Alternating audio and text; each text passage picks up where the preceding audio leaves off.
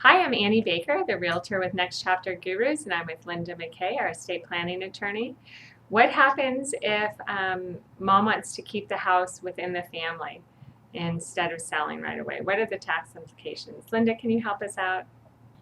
If the surviving spouse is not ready to sell the property and perhaps they're considering keeping that property in the family and isn't ready to sell it on the open market, then they have two choices in the matter, really.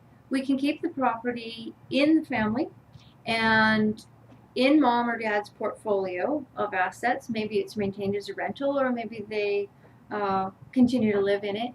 And at that parent's passing, when the estate gives that property to the children or to whomever the beneficiaries are, those beneficiaries are going to also receive a new capital gains basis. Just like we had talked about, the surviving spouse gets a new capital gains starting point at the death of the first spouse.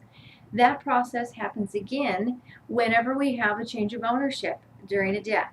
So if mom or dad were to pass away and they gave the property through the estate, through their trust, to their children, those children will get the property appraised and the capital gains basis will be whatever the fair market value is at that date of death. So at every time we have a death and pass the property, we start over with new capital gains.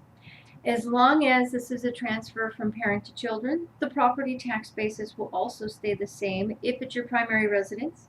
If it's not your primary residence, then you get to pass the property tax basis for up to $1 million worth of property. If mom wanted to pass the property to her children right now, make a lifetime gift of it, then we don't get a new capital gains basis. The capital gains basis in the hands of the children are whatever mom or dad's capital gains basis was. And so we could end up with significant capital gains to the children if we make a gift during the lifetime.